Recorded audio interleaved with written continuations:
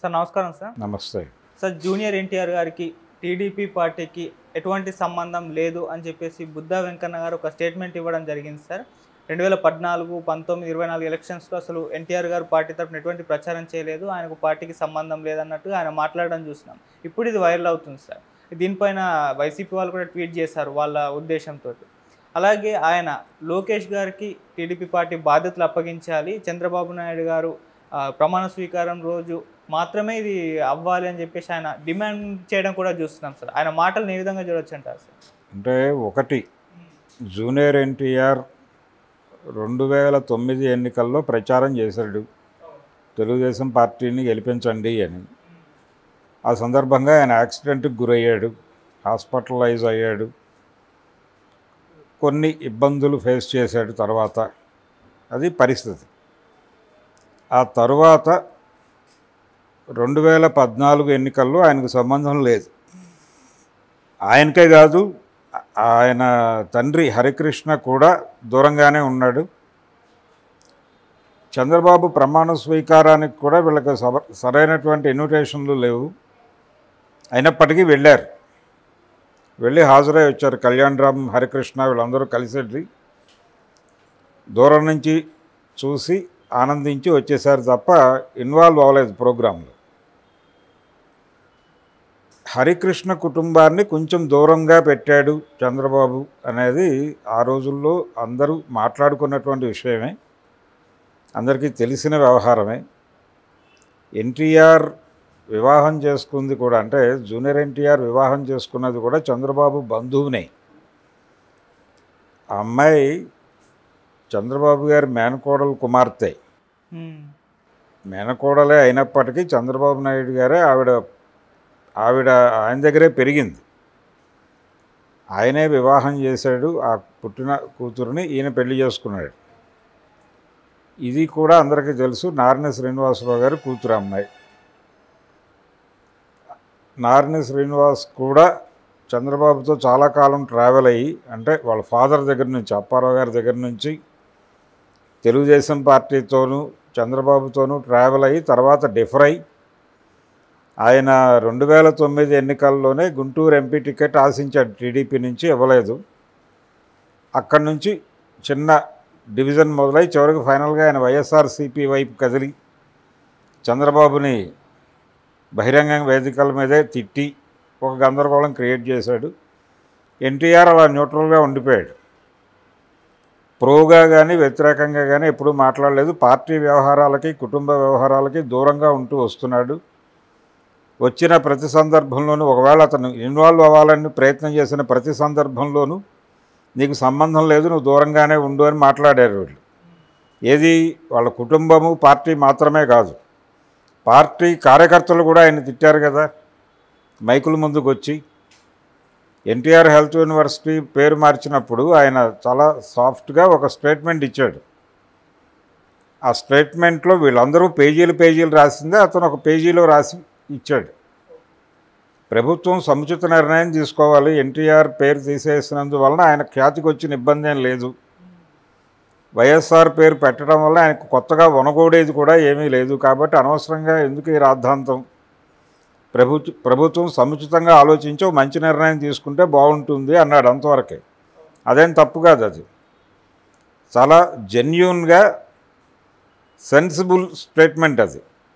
అదేదో ఆయన జగన్కి అనుకూలంగా మాట్లాడాడని వీళ్ళందరూ రోడ్డు మీదకి వచ్చి మైకుల ముందు తిట్టారు కదా ఆయన్ని. సో తిట్టే హక్కు ఎవరిచ్చారు వీళ్ళకి? ఆయనకు ఒక రిలేషన్ ఉంది ఎన్టీఆర్తో, సీనియర్ ఎన్టీఆర్తో. ఆ రిలేషన్ మేరకు ఆయన స్పందించాడు, అంతవరకే. మీరు చెప్పిన స్క్రిప్టే చెప్పాలని చెప్పి బుల్డోజ్ చేయటం కదా అది టీడీపీ తప్పు. అదే తప్పు ఇప్పుడు బుద్ధా వెంకన్న చేస్తున్నాడు. అతనికి పార్టీతో సంబంధం ఉందో లేదో చెప్పాల్సింది నువ్వు కాదు కదా, అతను చెప్తాడు కదా, నువ్వెవరు డిక్లేర్ చేయటానికి? అలాగే వైసీపీ వాళ్ళు కూడా ఎన్టీఆర్కి ఏదో అన్యాయం జరిగిపోతుందని వాళ్ళెందుకు బాధపడటం? ఇప్పుడు కొడాలి నాని, ఇతను వల్లభనేని వంశీ వీళ్ళిద్దరూ అలాగే మాట్లాడుతున్నారు. సరే, వాళ్ళకి అతనితో ఫ్రెండ్షిప్ ఉంది, ఆయనకి చిన్నప్పటి నుంచి ఫ్రెండ్షిప్ ఉంది కొడాలి నానికి. ఈయన ప్రతి సమ్మర్ హాలిడేస్కి గుడివాడ వెళ్ళేవాడు, వాళ్ళతో కలిసి తిరిగేవాడు. సో ఆ సంబంధాల రీత్యా వంశీ మాట్లాడితే మాట్లాడొచ్చు కాక, వంశీ కానీ నాని కానీ. నిజానికి నానీకే క్లోజ్ ఫ్రెండ్ ఈయన, వంశీ తర్వాత వచ్చి యాడ్ అయినవాడు. గుడివాడలో ఈయనతో చిన్నప్పుడు ట్రావెల్ అయింది నానియే, వంశీ కాదు. వంశీ తర్వాత వచ్చి వీళ్ళతో కలిశాడు ఒక ప్రొడ్యూసర్గా. ప్రొడక్షన్ సైడ్ మాత్రమే వీళ్ళు కలిసి ట్రావెల్ అయ్యారు, అంతవరకే. తర్వాత వీళ్ళు కృష్ణా జిల్లా వరకు కొడాలి మూవీస్ అని ఒక డిస్ట్రిబ్యూటింగ్ కంపెనీ పెట్టి ఎన్టీఆర్ సినిమాలన్నీ వాళ్ళే డిస్ట్రిబ్యూట్ చేసి అలా ఒక వ్యాపారం చేసే ప్రయత్నం కూడా చేశారు ఇతని ఇమేజ్ మీద. ఈ ట్రావెల్ ఉంది వాళ్ళకి. సో దాని నుంచి వాళ్ళు ఏదో మాట్లాడుతూ ఉంటారు అప్పుడప్పుడు.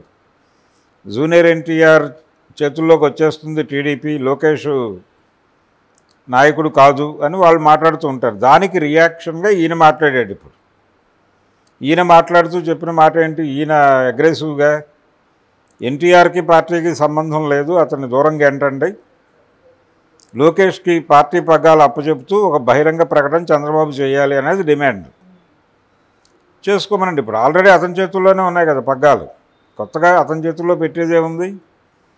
పార్టీలో ఆయనకు తెలియకుండా ఆయన అంగీకరించకుండా ఎవరికి టికెట్లు కూడా ఇవ్వలేదు కదా మొన్న. కాకపోతే రాష్ట్రవ్యాప్త ప్రచారము అనేటువంటి కార్యక్రమానికి దూరంగా ఉండిపోయాడు తను. ఎందుకంటే పవన్ కళ్యాణ్, చంద్రబాబు ఆల్రెడీ ప్రచారంలో ఉన్నారు. తనెందుకు ఇన్వాల్వ్ అవ్వాలి, తను ఇన్వాల్వ్ అవ్వటం వల్ల అనవసరమైన క్రిటిసిజం వస్తుంది కాబట్టి తను దూరంగా ఉన్నాడు. దూరంగా ఉండి తన నియోజకవర్గం వరకు మాత్రమే పరిమితమై వ్యవహరించాడు తప్ప గతంలో లాగా సర్వం సహా తనే అయి వ్యవహరించడం అనే దానికి దూరంగా ఉన్నాడు లోకేష్. దీనికి ఒక కారణం పవన్ కళ్యాణ్ తెలుగుదేశం పార్టీకి మద్దతు ప్రకటించడం, బీజేపీని రంగంలోకి తీసుకురావటం, చంద్రబాబు అరెస్టు కావటం, ఈ 3 సంఘటనలు అతనికి ఇబ్బందికరంగా కనిపించాయి. ఈ ఇబ్బందులు కలిగించిన వాళ్ళు ఆయన దృష్టిలో 2 విలన్స్, ఒకడు జగను, 2 పవన్ లోకేష్ కోణంలో. ఎందుకంటే ఈ అరెస్టు జరగకుండా సాఫ్ట్గా ఎన్నికలు జరిగి తెలుగుదేశం గెలిచుంటే తను సీఎం అభ్యర్థి తను, అది చెడగొట్టారు వీళ్ళు అని అరెస్ట్ చేయడం ద్వారా ఒక పార్టీకి ఒక దుర్భరమైనటువంటి పరిస్థితిని కల్పించాడు జగన్మోహన్ రెడ్డి. దాన్ని వినియోగించుకుని ఇతను ఎంటర్ అయ్యి మద్దతు ప్రకటించడం ద్వారా తెలుగుదేశం పార్టీ శ్రేణుల మనసులు గెలుచుకొని పవన్ కళ్యాణ్ అనేవాడు ఆల్టర్నేటివ్ లీడర్గా ఎదిగిపోయి ఉన్నాడు. దాంతో ఒకవేళ ఇప్పుడు కూటమి గెలిచిన లోకేష్ను ముఖ్యమంత్రిగా ప్రతిపాదించలేని పరిస్థితి చంద్రబాబుది. అయితే చంద్రబాబు అవ్వాలి, లేదు నేను కాకూడదు అనుకుంటే పవన్ కళ్యాణ్కి ఇవ్వాలి. అటువంటి ఒక సిచ్యువేషన్ని క్రియేట్ చేసి పెట్టారు అక్కడ. ఆ క్రియేట్ చేసిన వాళ్ళు జగను, పవన్ అనే ఆయన నమ్మకం. ఆ చిరాకు ఉంది ఆయనకి. ఆ చిరాకుతో ఆయన ఆ మధ్య నెక్స్ట్ ముఖ్యమంత్రి ఎవరు అంటే ఆయన అడగండి అన్నాడు. ఎవరిని, చంద్రబాబుని అడగమని. అంత చిరాకుగా ఉన్నాడు ఆయన. ఇప్పుడు ఆ చిరాకులో ఉండగా, ఆ చిరాకు కారణంగా కావచ్చు, ఏదైనా కావచ్చు, ఈసారి రాష్ట్రవ్యాప్త ప్రచారానికి దూరంగా ఉన్నాడు ఆయన. తన నియోజకవర్గం వరకు మాత్రమే పరిమితమై ఉన్నాడు. చాలా తక్కువ సభల్లో మాట్లాడాడు ఆయన. అది కూడా పవన్ కళ్యాణ్ని అన్నా అని సంబోధిస్తూ మాట్లాడాడు ప్రతి వేదిక, కలిసి ఉన్న ప్రతి వేదిక మీద. అది కూడా తక్కువే, 3-4 మీటింగ్స్ కంటే వాళ్ళు కలిసి పార్టిసిపేట్ చేసింది కూడా లేదు. ఇది లోకేష్ కండిషన్. ఇప్పుడు లోకేష్ని ప్రమోట్ చేయటం అనేది ఒక ప్రోగ్రామ్గా పెట్టుకుని జూనియర్ ఎన్టీఆర్ నుంచి ఇతనికి ప్రమాదం ఉందని, అంటే వచ్చే ఎన్నికల నాటికి చంద్రబాబు గారి వయసు అయిపోతుంది, పార్టీ ఇబ్బందుల్లో పడిపోతుంది, లోకేష్ సమర్థవంతమైన నాయకుడు కాదు అనే ప్రచారం చేస్తున్నారు. ఈ ప్రచారంలో భాగంగా ఎన్టీఆర్ పేరు తీసుకొస్తున్నారు. ఎన్టీఆరే దిక్కు ఈ పార్టీకి. ఈ పార్టీని ఏదో ఒక రోజు ఆదుకుని నిలబెట్టగలిగిన వాడు ఎన్టీఆరే అనే ప్రచారం జరుగుతోంది. దీన్ని అడ్డుకోవాల్సినటువంటి అవసరం నారా కుటుంబానికి ఉంది. నారా కుటుంబంతో పాటు నారా కుటుంబాన్ని నమ్ముకుని బతుకుతున్న వాళ్ళకు ఉంది. అందుకని వీళ్ళందరూ పని కట్టుకుని బుద్ధా వెంకన్న అండుకో ఎన్టీఆర్ మీద దాడి చేసే ప్రయత్నం చేస్తున్నారు. అతనికి పార్టీతో సంబంధమే ఉంది అని. సంబంధం లేదు, ఉందని ఆయన అంటలేదు కదా, మీరెందుకు ఇప్పుడు కొత్తగా? ఉంది నాకేదో కావాలి అని ఎన్టీఆర్ వచ్చి ఏ రోజున వీళ్ళని అడగలేదు. ఆయన అన్ని కార్యక్రమాలకి దూరంగానే ఉంటున్నాడు. Thank you so much sir. Thank you.